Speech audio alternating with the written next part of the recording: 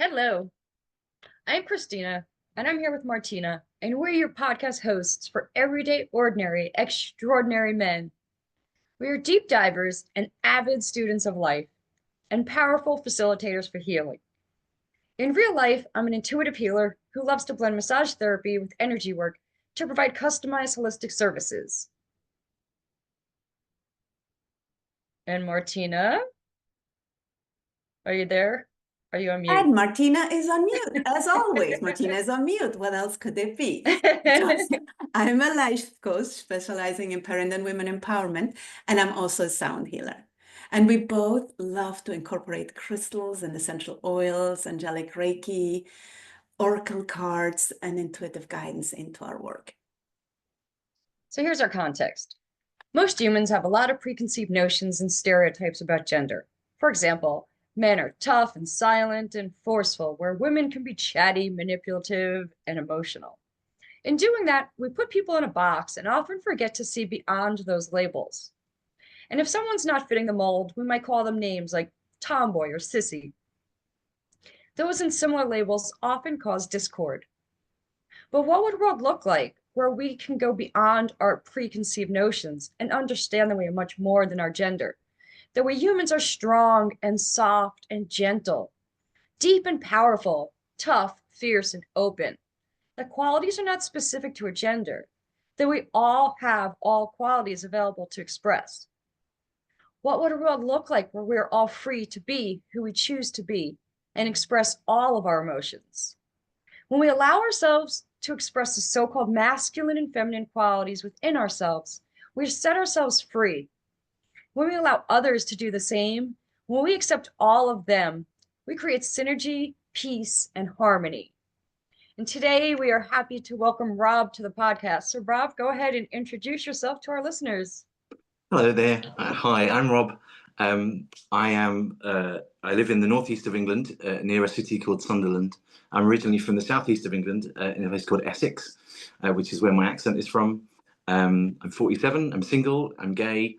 I have lived with chronic fatigue syndrome for about 10 years now, and have spent the last 4 or 5 years trying to sort of drag myself up out of a life that had become very limited. And part of that has been discovering my spirituality, working on some deep stuff, a lot of therapy, a lot of body work and mental health work and all sorts of things, just trying to work through what might be holding me back and keeping me down. Oh, beautiful. Oh, go ahead, Martina. No, go ahead, Christina. No, what a beautiful journey you're on, Rob. You know, most people do not choose to go the holistic approach to problems. They choose to medicate and whatever, but to truly get to the root of your problems, the holistic deep dive is always, in my opinion, the way to go. I know that there are times when you need your medicine, and I'm not saying that that's not, but yay, Rob, for doing the real work.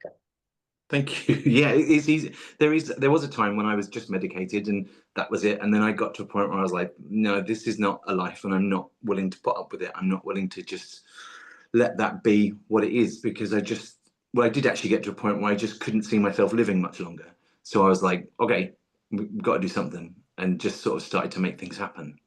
But yeah, tough, but isn't life tough? Well, and it is the more challenging work, right? Like to actually do the work and see what's underneath and uncover and dig deep into everything and anything, because it is everything and anything rather than just numbing and popping a pill. And again, as Christina said, right, I believe medicine has its place. I also believe that medicine has been abused in our society and in our time, right? It's the go-to for everything, and it's a quick fix, which we are not made for quick fixes, unfortunately. Fortunately or fortunately, however you want to call it, right? So, Rob, if we really knew you, what would we know about you? So yeah, it's getting tough. Yeah. What would you know about me?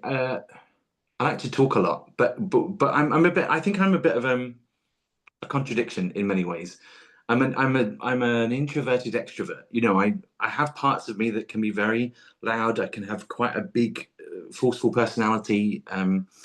But there's a big part of me that needs quiet and alone time and processing time because I get overwhelmed very easily. Um, and I think, I don't know, yeah, what would people know about me? That I'm quite particular about things, you know, that I've learned to sort of manage my life in a way where I've needed to become very particular so I can manage things. I used to be a lot more, so I feel like more go with the flow with things and just go with whatever, which I think partly is what led me to where I got to because I didn't find boundaries and I didn't stand up for myself in certain ways. But I think people who get to know me know that I'm a good listener, that I will listen and I will respond.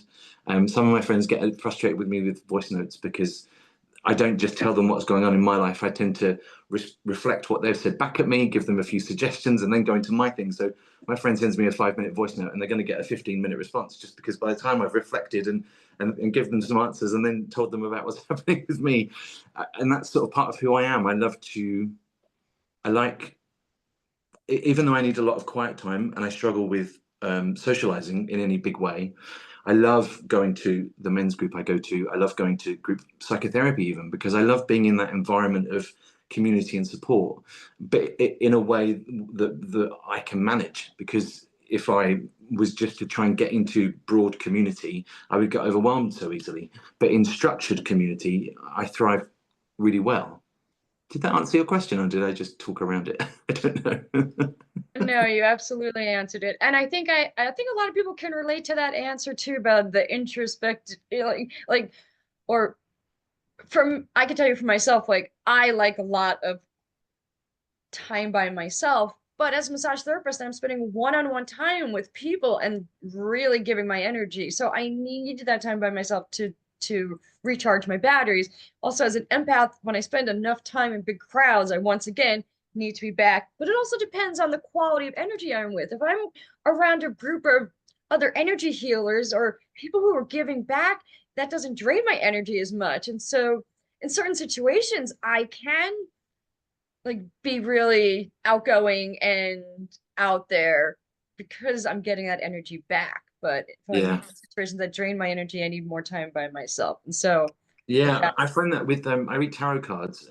It's sort of been I've been reading for other people for just over a year, um, and very quickly I had to learn that I couldn't just read tarot cards all the time because I didn't have the energy for it. It sapped too much of my energy. It left me feeling really empty. Because when I first started to have the confidence to read for other people, I was offering free tarot readings for the first reading just to get my name out there and to get people interested. But I was booking in sort of like 10 a week, and I really have the energy for maybe 2 at the most. And I really backslid at that point in my sort of. I struggle with the word healing journey because I feel like it's been co-opted by, I don't know, by social media and things, and it sometimes has a little bit of a, for me, sometimes a bit of a negative quality to it.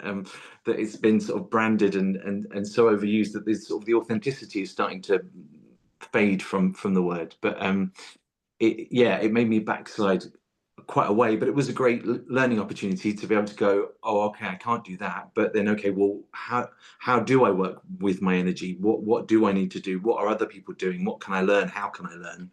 And I belong to an online tarot community called The Cult. It's not an actual cult, just to make that very clear, run by a tarot reader called Cult Mother, who's on Instagram, who I started to learn tarot from, and I think is just wonderful. And we have Zoom events and things, catch ups and card deep dives. And I don't feel the drain when I'm in that sort of environment. It doesn't, because it's the people that are there and the authenticity that's being brought to it. It calms me and it fills me, and I feel great from it. Whereas I know that going to the men's group and to even to group therapy, I need time after that. I mean, it happens that the men's group is on a Monday evening and my group therapy is on a Tuesday morning, so it's all happening really intensely in that sort of yeah. period. And I'm like, can we not separate them out just a little bit, but no.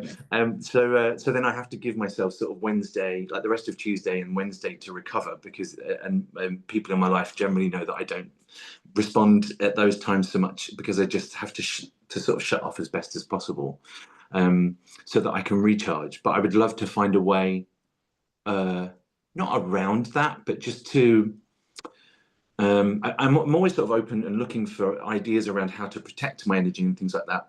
But because of my chronic illnesses and what I perceive as being neurodiversity, although I don't have a diagnosis, I really struggle to take in information.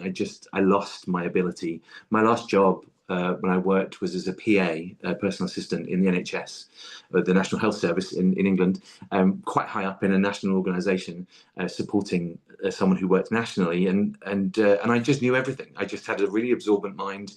I knew how things worked. I knew who to go to. I knew how to.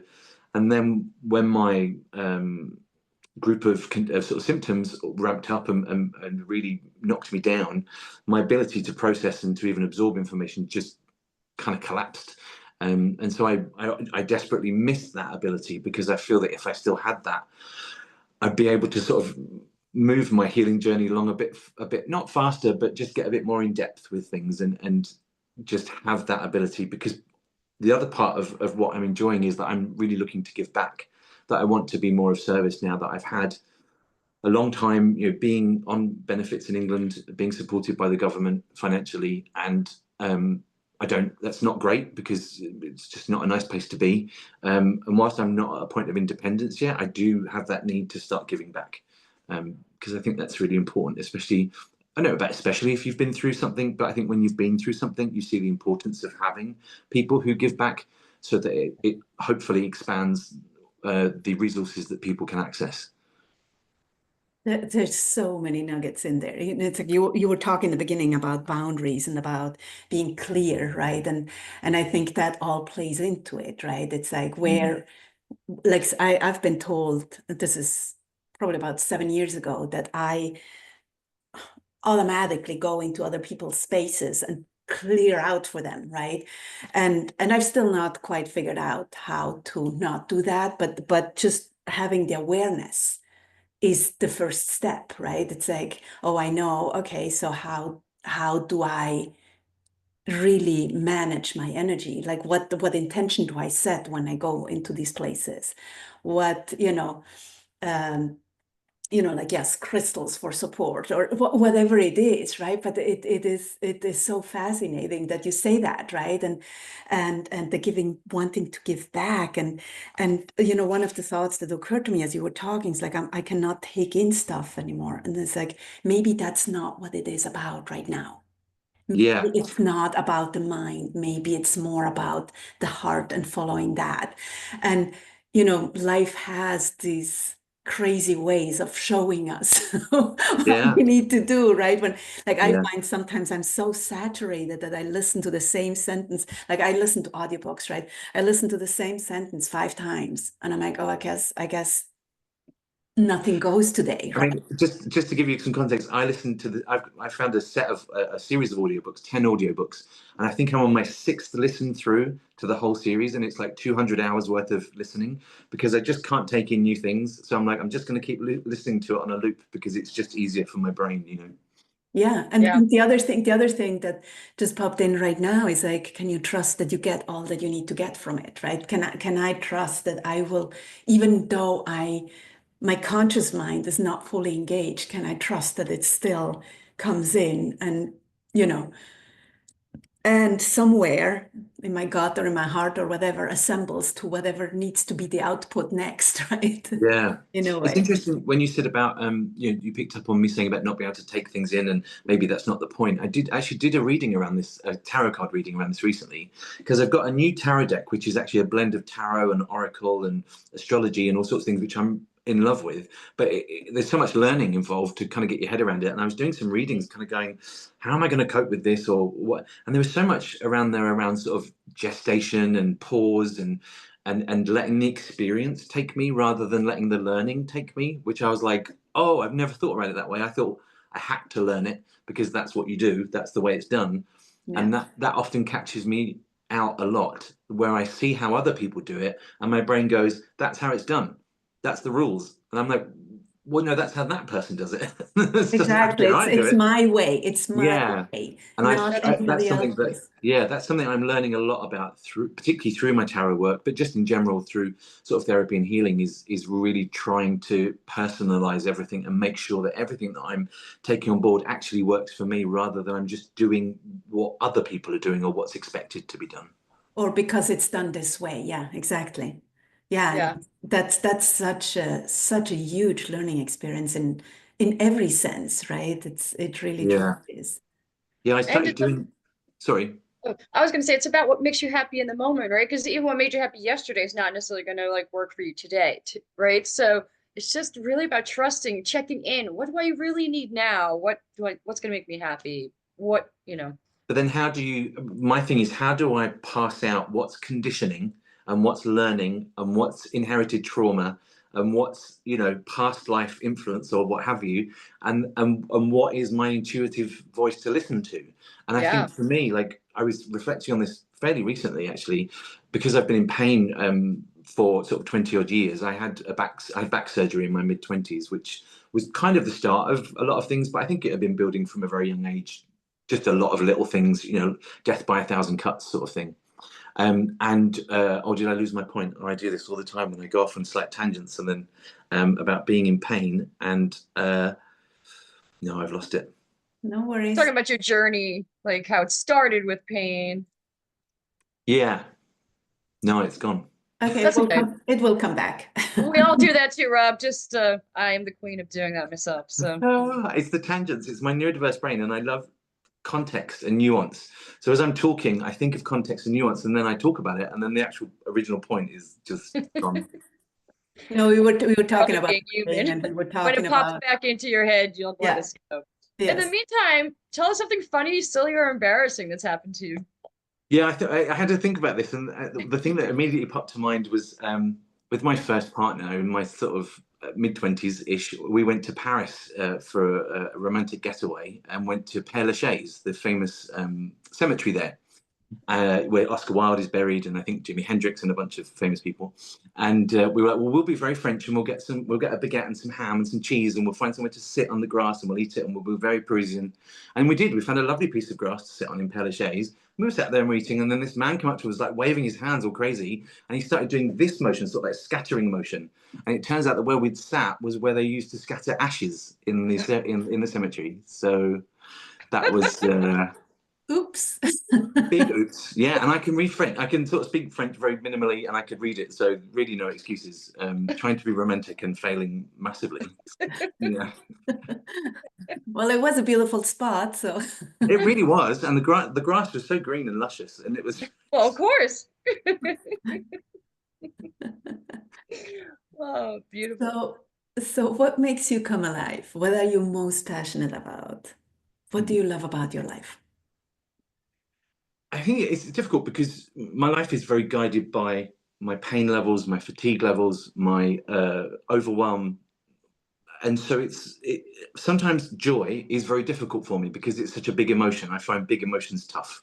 um, Even laughing a lot, even it's too much. Like if I go to the cinema, when I went to see Wicked, loved Wicked, oh, just heart full. It took me full 2.5 weeks to get over it.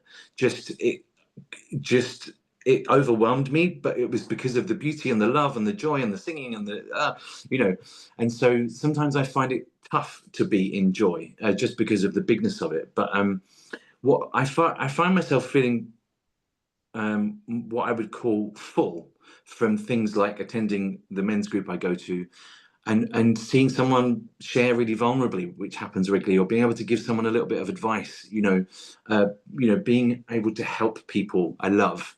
But sometimes it can fall into fixing mentality, which I try and be conscious of, and not do, particularly because it's such a patriarchal thing to do, to just fix the problem rather than listen to the problem. So I try to be conscious of that, but my brain works in such a way, which I think is what links me to tarot cards, and why I love reading tarot cards, which is another thing that fills me up in a way, is finding that connective tissue, finding that understanding, seeing links that other people maybe don't see, or building a picture and a narrative from something, or noticing behaviors and narratives that people don't see in themselves, to help them understand so that they can ease their pain in some way. I think that's what we're really lacking, is that holistic and personal and empathy based understanding. It's very much I get very frustrated with the health. Whilst we have a wonderful National Health Service here, it's lacking, and there's lots of political reasons that is happening. I think partly because a lot of people don't want there to be a National Health Service, because you can't really make that much money out of it. Whereas if it's privatized, then much money to be made by the super rich people, which they love doing. But I think it's that sense of healthcare being caring about people's health rather than fobbing people off with pharmaceuticals it's a big point of anger for me. But I think in some ways I use that energy as fuel to care about people and to listen, and again try not to just fix you, but have a conversation with you. Again, my style of tarot reading is, I would call, closer to a spiritual therapy than any sort of divination or fortune telling, where I just love to have a conversation about what's happening now and how the energies that are coming up in the cards are of the now, and where they might be pointing and directions that you might want to look out for and things like that. But I just love that exploration. And when I read for someone who is up for it and up for that style of reading, it can just be transformative, and I just adore it. I love connecting with people like that. Mm. Rob, so I also suffer from a host of autoimmune um issues, which for me started when I was very young, as a baby, with asthma and eczema and gut issues, irritable bowel and leaky gut. Um, and I still deal with them to this day, but they're also what made me a massage therapist and a healer. Um, so I have a feeling, yeah, I can relate very much to what you're saying there about wanting to be of service. And it was definitely part of my journey and the people who helped me get better that have made me a better healer myself. So, Yeah, I mean, I'm getting now to that point where I'm slightly less afraid and selfish, where I can sort of see that what got me here and how important that was, even though it was fucking awful. And at times it felt like there was no going forward and no carrying on, and just literally no point. Because especially if you're judging yourself by societal metrics, when you're living, when you've had to move back in with your mum because you can't support yourself, you can't take care of yourself, you can't clean yourself. I lost a whole bunch of teeth because I just couldn't take care of myself. And no job, no partner, just nothing, and you're sort of nearing 40. As much as I didn't have the goals necessarily of achieving any sort of heteronormativity. It just was like I'm a by societal standards I'm just a loser. I'm just a loser. And that was judging myself by those standards. But again, we were talking before a little bit about sort of personalizing things, and once you start to personalize your own standards, it does, that stuff just falls away a lot more easily. And I see that behavior in my friends, and I try not to go too hard on it, but I'm like, you're just doing what you're told to be doing, and it's not working for you, or it's upsetting you, or it's making you unhappy, or it's too much for you to take on, and you're not listening to yourself and what your body's telling you. And then I have to pull back, because as a friend reminded me recently, not everyone wants to do the work. The work, the therapy work, the holistic work, the spiritual work, the shadow work, all of that. Not everyone wants to do it, and not everyone's willing to do it. And I can understand why, because it's horrible a lot of the time. But and I remember going to the men's group that I've been going to for about 18 months now, and a lot of the time I'd sort of be like, what's the point? It's too hard. Nothing's happening. I'm healing, but I just feel shitter. Healing should be better and better and better and better. And it wasn't. And I was getting so frustrated. But with time and patience, I've definitely started to feel it. and a lot of times you're getting better, but you just don't see it yet. Absolutely. 'Cause we live in this physical world and we want to see these results, right? And we're looking for these tangible results, but they're so subtle, the changes that are happening when we're doing this deep work. And Mm. then you wake up one day just, I don't know, a little more sparkly than you did the day before, and you're like, oh, there is a little glimmer of hope there today, right? And Yeah. there's But a then little. I don't know if you have the same thing where the glimmer happens and it's like, right, that's it now, I'm done. I've had the glimmer. That's it now. All the bad stuff is gone, and I'm now I'm now healed. You know, there's a part of my brain that wants Okay, that to that's a happen. fantasy. Yes, absolutely, That's a absolutely. I agree fantasy. with you. And you know, like one of the things I've been sitting with on and off is that, you know, like maybe our job is just to take care of ourselves, to live our lives the best we can. And, you know, others will follow or not, right? Others will be inspired by us, and others will fall away because they cannot deal with it. And either one is okay, right? Absolutely, yeah, But absolutely. it's sitting in the midst of it is like, oh, what will happen if, you know, like if I really go that way, what will happen, right? It's like I will lose some people I love. And I'm like, Yep. you know, Absolutely. I mean, I've been doing a lot of work around, or I've been drawn to doing work around ancestral work, which Mhm. has led to sort of various sort of, I sort of give it labels, but they don't really resonate in some ways, but it's the best way to sort of articulate it. But sort of spirit work, astral work, just, and what I've realized is, and it's sort of in with what you said and this idea of personalizing things, is that I used to treat my imagination as silliness, as distraction, as entertainment, and intuition should be knowing. It should be, oh, I'm grounded and I'm, you know, and I'm some, you know, and it's some sort of, it's something else. And what I've come to realize recently is actually my imagination is the doorway to my intuition. Mhm. And by letting my imagination happen and going inside and experimenting with things internally, I feel more connected somehow, even though part of my sort of rational brain, I've I'm somewhat nihilistic in some ways, because I sort of believe that human beings might be the next extinction level event, and that the point of us is to destroy the world so it can go on to its next thing. But then I also have this sort of deeply spiritual thing where I love connection and I love the possibilities of what we don't know, the mystery, and sitting with the mystery and letting that exist as an unknown thing, but then using my imagination to let my mind try and sort of give a framework and to sort of quantify somehow what I'm experiencing and to give name and form to those feelings, but at the same time not really believing that that's real, if that makes sense. you know, one of the things you said before were, you know, like we don't live in our bodies anymore. The purpose of our bodies is to move around our head. Like our mind is the ruler rather than our gut or our heart are the rulers, right? And so we got so disconnected in this system we're living in right now from our intuition, from our gut feelings, from wherever that gut feeling is, wherever that intuition lives. For some people, it's in the heart. For some people, it's in the gut. For some people, it's wherever it is, right? And it's so interesting that you say that because it's really, you know, I was talking to a client yesterday about anger and how that's an emotion we've never learned to express, right? So we swallow it, we squish it, and then it comes out in ways that, but rather than feeling it, right? It's like I was sitting in the car with my husband and he said something and I could notice my system going, right? I'm like, I'm ready to put on my boxing gloves, right? And I was like, okay, wait a second.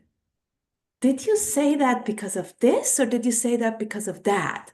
Right? So I could stop myself, but it took first like feeling the feels, right? Being in my body and noticing what's happening, right? Rather than becoming righteous and, you know. But letting it take you to curiosity, I think that's the thing, isn't it? It's, I find myself when I don't interact with many people very often, but if say sometimes I'm on Instagram and I'm a bit sometimes can be a bit of a social justice warrior because I want to stand up for trans people, I want to stand up for black people, I want to stand up for any minority, especially at the moment. But I find that the best thing to do is question people. Did you really just say that gay people deserve HIV? Did you just say, you know? But if you follow the logic of what you've just said, wouldn't this thing be true? And then that just seems to either shut them up or and get more support and get people thinking more and promoting curiosity rather than going you're wrong and you're bad. Yeah. It's not helpful, you know. It's as much as you know we should condemn people who are racists. I'm not saying you shouldn't, but at the same time there needs to be curiosity around it and conversation. Yeah. And what led them to that Yeah. place, right? Because there is a place where there was something most likely that made them feel very unsafe, right? So we're all little kids, right? Not to Mhm. excuse any of the atrocities that happen ever, right? But if we're curious and we really go to dig and find out, then maybe we find something where it's like, oh wow, they just need And what, tons of love, right? yeah, sorry, I'm such an interrupter, sorry. But I just was thinking, and one thing that I've been experiencing recently is feeling emotions with having no anchor for the emotion, just letting it come out. And I think sometimes there's something very, sometimes it's, you don't necessarily need to find the reason to let it out. You just need to connect to it and just let it out if it feels that it's there. And that's something that I've struggled with, because my brain's going, but we need to anchor it to something. We need to anchor this anger, this frustration, this sadness, this grief to some experience. And I've started to go, no, I don't. Just let it out. Just wail, moan, make a stupid face, whatever it is, and let yourself access that. Yeah. I've remembered my point from earlier that I forgot, and it does tie into Hold on, stuff. let me just say something in a Yes, safe please. way. Let the Yeah. anger out in a safe way. Yes, absolutely. Yes. I do it in front of a mirror. Yeah.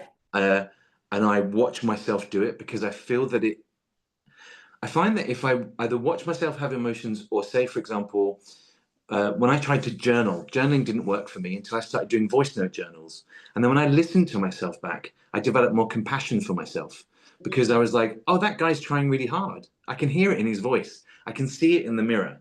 I can see what you're feeling in the mirror. If I can't place it in my body, I can see myself having it in the mirror.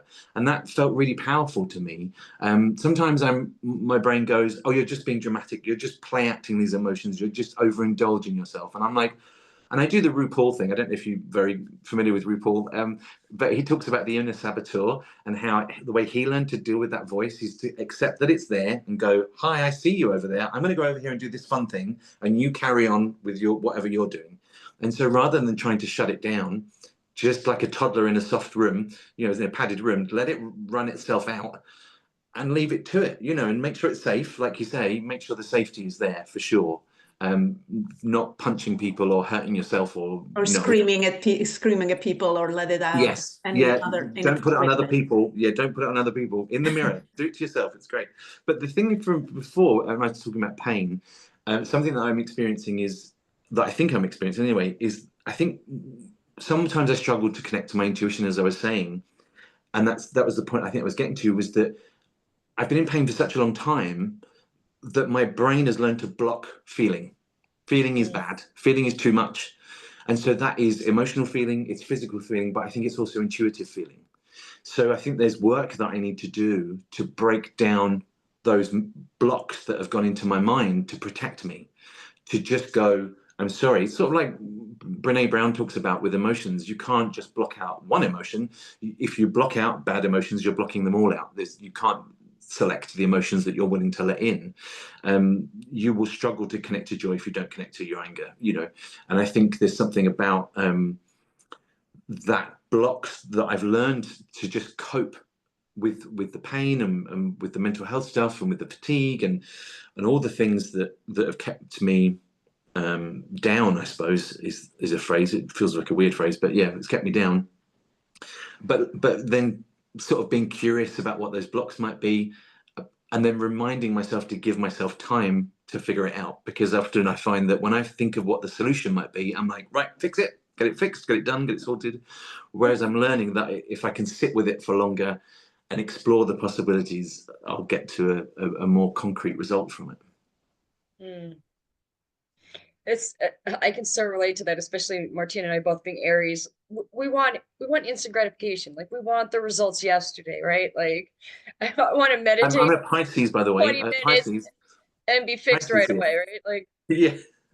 I meant to say I'm a Pisces, but I'm on the cusp of Aries, and I've got Leo, Moon, and Rising. So I'm a tiny bit of water on top, and everything else is fire. so you can probably relate too, right? I Yeah, for read sure. once my motto in life should be instant gratification isn't quick enough. That's great. That's a good one, yeah. So you talked a little bit about it, but what was your biggest lesson? For example, what was your biggest challenge, or what made you who you are today, or what took most courage, or when did you stand up for something mattered to you? And it might be what you shared already, or it might be something different. I think listening to my body is the thing. But again, it's a struggle to know what to listen to, you know. And I think if I'd have had a better connection to an ability to listen to my body from a younger age, I don't know if that would have been as much of an issue. But I grew up very much around in sort of a lot of, I was quite a lot bigger and was sort of the biggest person in my family and was sort of the big person at school. And so there was a lot of sort of fat phobia and stuff that I struggled with. But the challenge in terms of overcoming, I think listening, learning to listen. And I'm not there. I mean, I say it. The struggle that I have with talking about this sort of stuff is that sometimes I feel like I come across as like, I fixed it. I've done it. I know how to sit with my emotions. I know how to listen to my body, and I don't. But I'm sort of on that journey of starting to and trying to. All a work in progress, Rob. Yeah. But I do feel like sometimes in the sort of wellness spiritual space, people talk in these sort of absolutes and in these ways of like, well, I've figured it out, so you pay for my way of doing it, and then you'll figure it out. And I'm so scared of coming across like that, because I think especially as a cis white male, like you sort of mentioned, I think in our little pre-talk, that there's a lot of cis white men on the internet and in the podcast space saying a lot of stuff as if it's fact because they thought it and that's enough for them.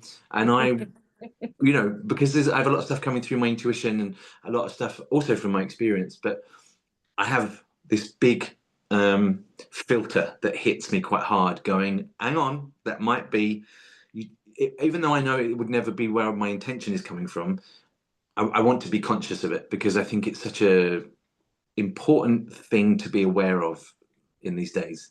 But you were talking as well about the sort of standing up for myself. I remember there being a particular point where I'd had my benefits taken away from me, because that happens sometimes. They were like, you have to be reassessed, and they just didn't listen to the answers I gave, and they underscored me and just took my benefit away, and I had to fight for it. And at the time I was like, well, someone must be willing to fight for me, right? Surely the doctor, no. Surely the charity, no. Surely my mum could, no. And I was like, I have to do it myself. I've got to do it myself. I've got to write the letter that needs to be written and then get my mum to sign it, because I don't feel, if I write this letter, and I can write a really good letter given my background as a PA and working in sort of corporate environments. It doesn't come across as me being very sick, because I have to appear and perform my sickness to you, because my sickness isn't consistent. So, you know, I can appear well for short periods of time only because I have long periods of time of seclusion and recharge and all of that sort of stuff. But really coming to that realization of not only do I have to do it, but I can do it. You know, that was when I really started to do it. I was like, oh, I can do it. I just don't always want to do it, because I was also raised, sorry, with this idea that when you're sick, there are no responsibilities. You get the things that you want. You get taken care of. And it was the only time that you sort of got shown in my family, not that my family are unloving or cruel in any way, but it was the time of showing love and care, and all of that was during sickness. And so I still carry that. There's still a lot of that imprint and that learning in me of, I am sick and therefore I deserve being taken care of. And not that we don't, of course we do, because it's not nice. But at the same time, you know, given the 3D world we've got to live in and live by and try and find a way to exist as sort of disabled people and neurodiverse people and queer people and all those sorts of things, sometimes you've got to play the system a little bit, which sucks, because I'm someone who just wants to turn up and be honest and say, I'm struggling. Please believe me. I don't want to kill myself or live a life that is just absolute drudgery. And so I feel like that's not asking too much. But then you have to step back and look at the awfulness of the world, which is also too much for me to handle sometimes, and go, oh, I see. No, I have to do it, because it's not what I want it to be. I think that's another big learning of mine. The world is not what I want it to be. And I have to remind myself of that when I drive, because driving for me is the biggest trigger of like the most idiots that exist in the world, in terms of like, we're playing a game together. You have to play the driving game together. You don't play it as an individual. It doesn't work like that. We have to pay attention. We have to look at signs. We have to, be a bit common sensey, and I get that's the place where I get most triggered. And I do avoid driving sometimes because I'm like, it's just not worth the stress of it. It's really not. I often threaten to vaporize people when I'm driving. Yes. Yes, I often want a rocket launcher on my car just to be done because it's just ridiculous. Or sometimes I, get into that Thanos mentality from the Marvel universe of I think there's a lot of us at the moment, to be honest. There's probably slightly too many. I'd go, snap me, I don't mind. If it adds to the cause of just lightening the load on this earth, this poor earth that we're sort of. But again, that sort of brings me back to this idea that I sort of do. What I think that human beings might just be the next extinction level event. Yeah, frightening. So, Rob, what would you say your superpower is? I think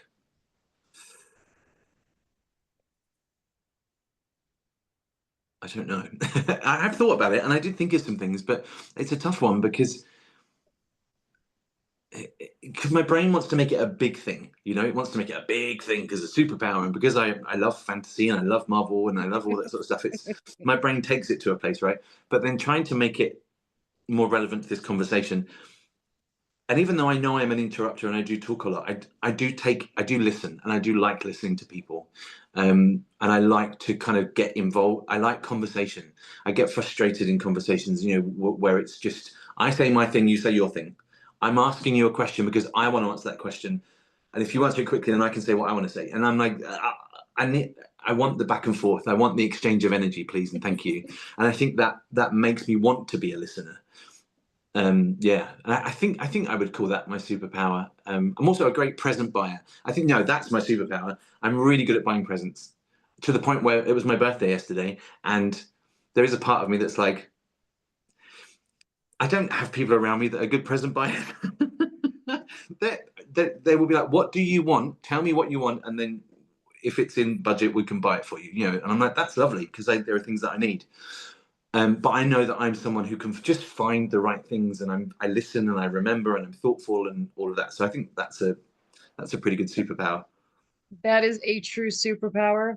I am a pretty good one with that, and I often buy my own presents for myself because Yes, I did buy this tarot deck that I was mentioning as my personal present because I was like, I think I'm going to really vibe with this.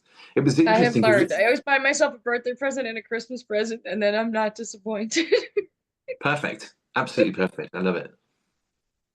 It comes back to you taking care of you, right? Ultimately, not in a selfish way, right? But so that if you feel good, you have good things to give, right? You have the patience if somebody cuts you off when you're driving. If like all of that, right, is so connected, which is quite fascinating, right? It's like we need to start taking care, and not in a only me way, right?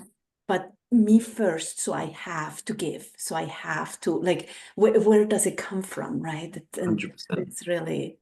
I would also like to add to your superpower that you probably have some, I don't know what you want to call it, being unstoppable or something, because you're dealing with a whole host of autoimmune crap, which really sucks, and yet you're still going to your groups and you're doing podcasts and you're stretching yourself and you're learning and you're Yeah. growing and you're trying to look at things from new perspectives, and which all takes a lot of effort too, on top of not feeling well and being drained and all of that. So Thank you. I appreciate that. But there's some equally, I don't feel like I have a unstoppableness going choice. on there. It doesn't feel like a choice, though. It feels. But like, it is. You could just not get out of But bed it and do is. any of that Yeah, shit. yeah. It is, and I can tell you, I don't know if you heard that in the podcast when you were listening. My oldest son has muscular dystrophy, and people tell me, "Oh wow, look at all the things you do." My husband carried him up Notre Dame, right? Notre Dame. Wow. Yeah, I've been there. And we've done things that most people didn't do. And for me, it's like it just is. I just do what needs to be done, right? Yeah. But it is extraordinary. Yeah. Thank you. Right?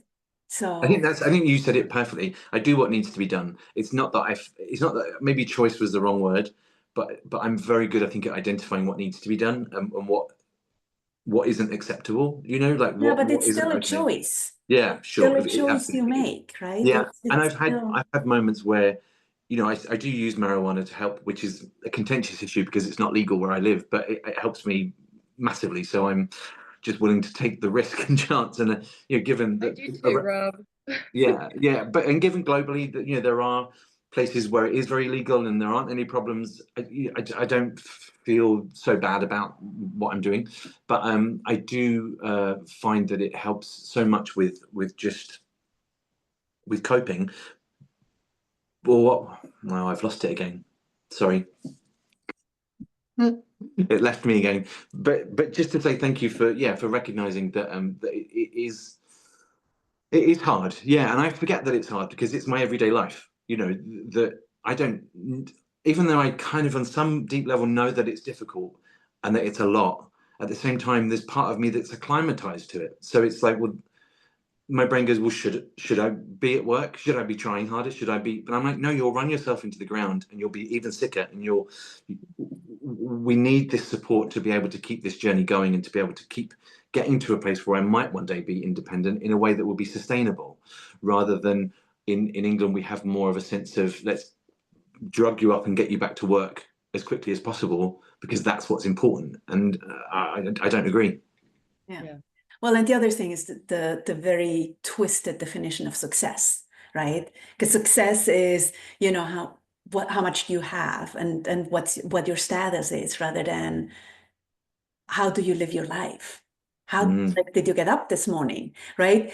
Sometimes success is waking up in the morning. Sometimes it's getting out of bed in the morning, right? Sometimes it's getting dressed. But it's so narrow. The definition of success is so narrow. So Yeah. it's I remembered my point about the marijuana use was that I think I've been at points where I know that I could have sort of smoked, like abused it and just disappeared entirely from life. I don't know if it was an international thing, but I remember there was a movement on social media about the missing millions, people who have MECFS who just disappear from life, they don't leave their houses, they don't have friends, family, nothing, because everything just becomes too much. And I felt the pull of that. I felt that a few times going, I could just disappear, and just medicate myself and just slowly fade away. And I've definitely made the choice to go, no. I mean, I use marijuana, and sometimes it's a bit more than I'd like, and sometimes it's not. And I just try and go with it as best as possible and sit with any shame that comes up, and try and manage my respiratory health with supplements and things like that, so that I'm trying to sort of balance my books a little bit. But yeah, there's definitely a potential to just give up there. But as you said, Christina, there's something a bit unstoppable there that won't give up. and that's the choice you make, right? Yeah, choice but you I also think that comes from a place of privilege. I think that comes from being a cis white male. I think like when I've been to the doctor with my symptoms, I know women who have been with exactly the same symptoms have been told, you have woman problems, go away, woman with woman problems. Whereas as a man going and being vulnerable, going, I can't get out of bed, I'm in pain and I don't know why, I can't work, I'm struggling to maintain erections, and all sorts of things happening to me. I was wetting the bed in my adult life, and they were like, oh yes, ooh, let's support you, and it was an easier process for me. Yeah. Whereas I know that women who go through exactly the same thing or worse and are like, oh, it's probably just your hormones, your period, your menopause, perimenopause, write you off, and I'm like, what the fuck is this mentality, and I feel that privilege, and that it makes me uncomfortable, but at the same time sometimes I have to be like, well, let's use it for something, let's try and move my life towards something of service, so that at least it means something somehow. Yeah. I mean, I can tell you, elections in the US, right? Kennedy got his job, and my husband says, well, you should be happy because, he talks about the stuff you always talked about. I'm like, yes, and it pisses me off that it takes a guy for other guys to listen, right? But at the same time, it's like, yes, I'm grateful. Yeah, And why are we, you're like, why does it take a guy for other guys to listen? absolutely. It's It like, reminds me of that. really? Have you seen that clip of Meryl Streep talking on stage about Oh, uh, yes. Yeah. women dream as men, but men don't dream as women? And then Bradley Whitford comes in at the end going, what I think Meryl's trying to say is, and it's just the best timed, Like, funniest, but she makes yeah. such a beautiful point there. And it's so great because it's like, yeah, she says, women talk men. Men Yeah, don't talk women. Like yeah. language is so completely different, I right? think she says dream actually, but I think talk and dream. I think Yeah. but that idea that women have to sort of not only understand but like internalize how men work. And I think but then at some point sometimes I think there is a backlash starting, because I know that some female friends of mine can be very dismissive about men's emotions, because or what men are going through or men's experiences, because I think they're sick of it. They're sick of having to, mother every man out there, having to bring every man up, or see the points where he's the man's primary caregiver didn't fill in the gaps and they're filling in the gaps as adults, and I see that rhetoric out there, and I think there's like part of sometimes I think the struggle that I wonder about is that if men do open up, are they taken seriously? Because I think sometimes women can be dismissive of men because of their own preconceptions of what men should be like, and that they look to men for strength, they look to men for stability, they look to men to be rocks.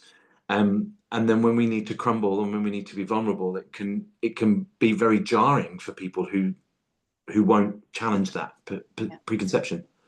I think both is true. There's probably going to be plenty of women who are so pissed off that they won't listen, right? For Like there's sure. plenty of men who are so on their macho trip that they won't listen, they Mm, won't open up. I believe that the system we're in right now is detrimental to both. yeah, Um, yes, it's detrimental to both. I agree. Both are losing in this game that we're playing right now. And Yeah, it's time for us to become equals, and 100%. stand side by side, as we said, and just accept, like accept each other for that, right? It's like Yeah. And But have some uncomfortable conversations, right? Like you're gonna have yeah, uncomfortable conversations. It's just gonna happen. It's interesting, since we've been doing the men's podcast, I've had some really awkward conversations with my boyfriend, and we've been together 13 years.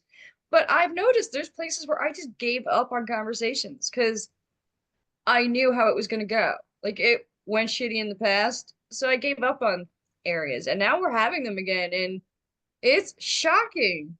Shocking what I thought I knew he was saying when he's not saying that. Things that I thought his face meant when he was saying things. Like, oh my word, like there's a lot you can learn when you actually like yeah, commit to actually doing the communication and sitting and really listening and learning um and not stepping over the stuff that you think you know.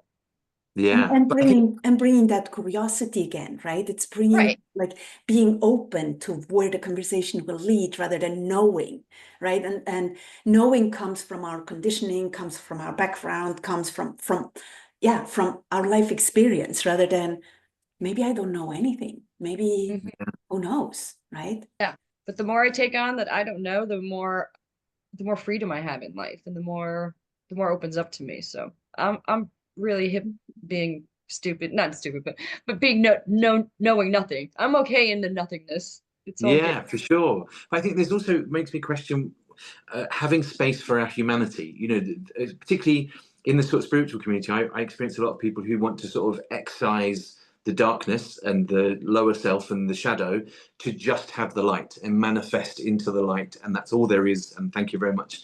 And I can't sit there. It doesn't work for me, because I think as humans we are made of shadow and light. We have to do honor what I call my goblin self, and sort of be gross and weird and and gobliny sometimes, because it is part of our primal like humanity and our creatureness, and the feral things that exist inside of us in very safe and very consensual ways. I'm not talking about just going completely nuts.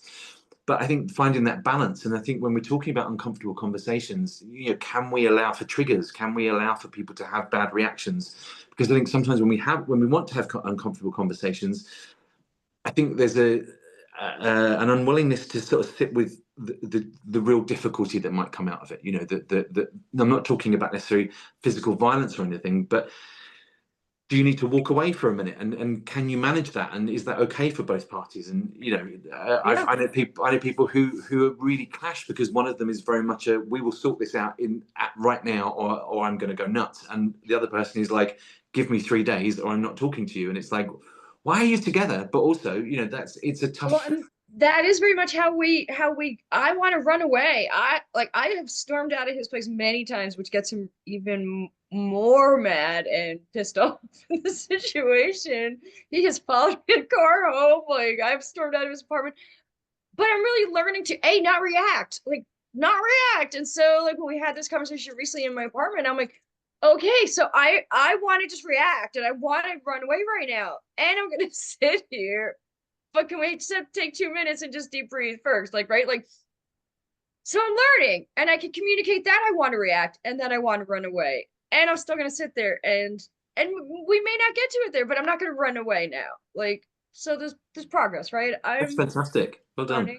learning. And as humans, we suck with our emotional quotient is just, we've never learned it, right? We've not learned to do the tough stuff. No. We've not learned to have those challenging conversations. Everything, like I remember in my household, most of it got brushed over, right? It's like you don't talk about it. It's okay, he's angry, so we tiptoe, right? Rather than, no, this is not okay. It's not okay to feel it that way. It's not okay, you know, and it is, we've never learned. Like we've No, never learned to have these conversations. absolutely. You know, it's interesting because what pops in right now is similar to the whole medicine thing, right? It's like it's easier to quick fix, walk away. The quick fix is take the pill. The quick fix is rather than I'm going to sit through the uncomfortable and see where it leads me.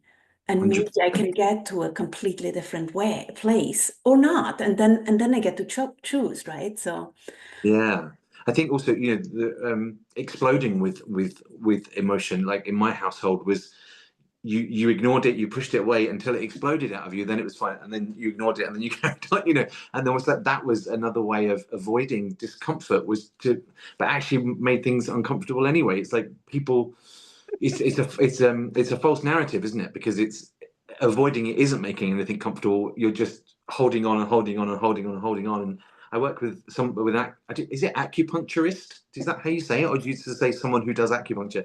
Acupuncturist, Yeah, but she's phenomenal and really helping me with sort of that physical work in terms of releasing and dealing with stagnation in my body. You know, having had so much pain and there not being any Western understanding of why that is, turning to the Eastern understanding of it has been really, really helpful, because that idea that we store it in our bodies and then it stagnates and it causes disease and it causes sickness, which I'm not telling you anything you don't know, right? Because you both are into that sort of stuff and you've trained in Reiki, so I'm sure you're very aware.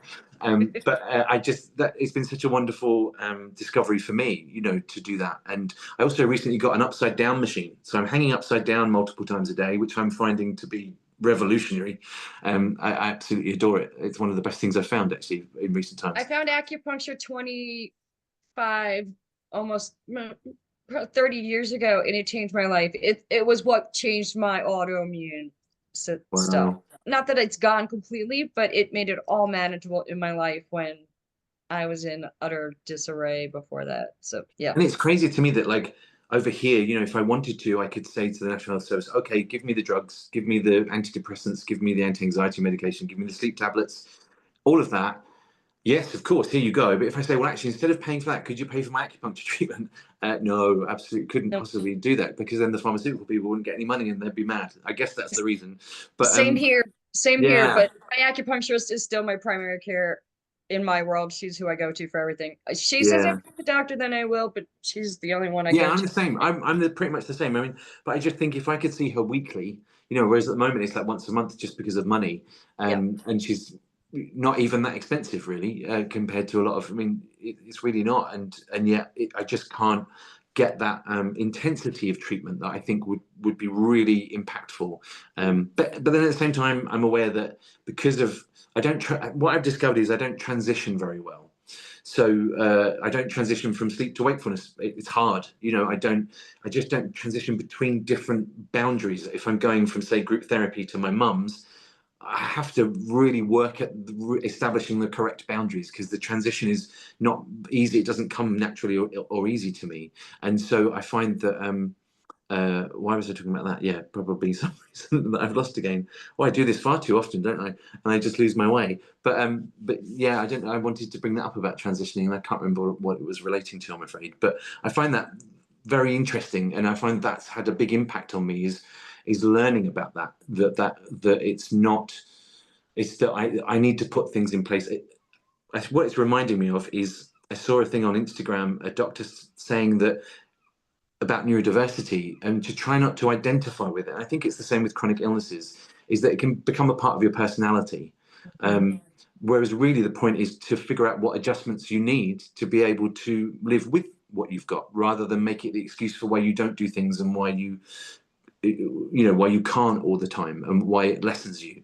And I think that partly that for me is understanding my transition. So now when I leave group therapy, I just sit with the concept of I'm going to my mum's house, and that's enough just to get my head in the right space, so that I'm not expecting that deep level of sort of support and understanding and curiosity that I get from group therapy from my mum, because it's just not in her gift. She's brilliant in like every other way, but she's not everything to me, because she's a human being, you know. She's does her best. And we all do, right? Always in our own way. Yeah, for sure. Beautiful. Thank you so much. Now, do you read tarot cards? Do you want to advertise it here? Do you want to invite people to find you? So share, sure. just tell us about it. Thanks. Yeah, well, it's a new thing. It's just sort of starting to happen, where I'm starting to sort of launch myself a little bit, I suppose, a bit of a brand called REM Tarot, because my initials are REM. And I also think that they're linked to sleep. And I also loved the band when I was younger, so that helps too. So I've got an Instagram page that's sort of there, but I haven't introduced it to anyone yet, and a business card and things sort of happening. And I offer one-to-one tarot card readings online or in person if you can't get to the northeast of England, which I wouldn't expect many people would be able to. And it's very much about that sort of exploration of the now, rather than, you know, when I tell local people, if I've mentioned about reading tarot cards, they tell me about mediumship events, you know, or things that happen to them, or they get a message from their grandmother, or they, you know, learn something about them that they never knew, or something very sort of deeply mystical and very what I think the media shows of tarot cards.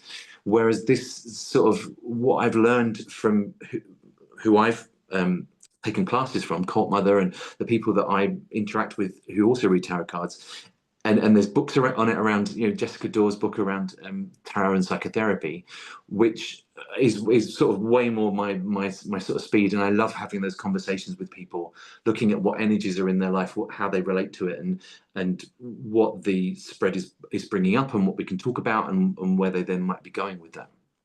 Beautiful. How can people find you? What's the best so way? on Instagram at REM Tarot, or you can email me remtarot@mail.com.